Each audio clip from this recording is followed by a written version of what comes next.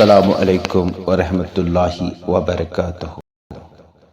آج ہم آپ کو اخلاق کے بارے میں ایک کہانی سنانے جا رہے ہیں۔ حیا رسول اکرم صلی اللہ علیہ وسلم کا بچپن تھا۔ کعبہ کی ایک دیوار کچھ ٹوٹ گئی تھی، لوگ اس کی مرمت کر رہے تھے، بچے بھی کام پر لگے ہوئے تھے۔ پتھر کے ٹکڑے کندھوں پر رکھ رکھ کر لاتے اور دیوار میں لگاتے۔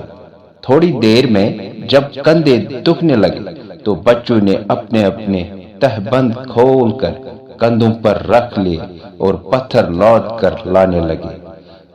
حضرت محمد عربی صلی اللہ علیہ وسلم بھی پتھر ڈھو رہے تھے۔ ڈھوتے ڈھوتے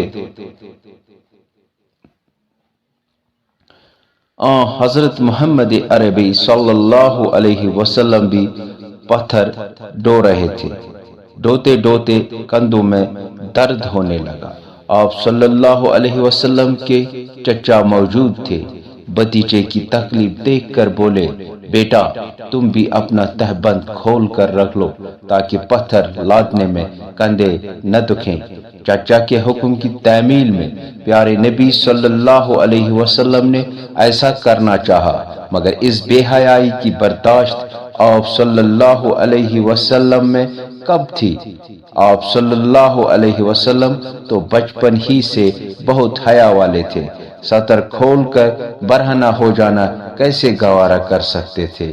آپ صلی اللہ علیہ وسلم تہبند کھولنا چاہتے ہی تھے کہ غیرت کے مارے بے ہوش ہو کر گر پڑے۔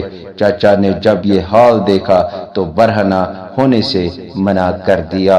شکریہ۔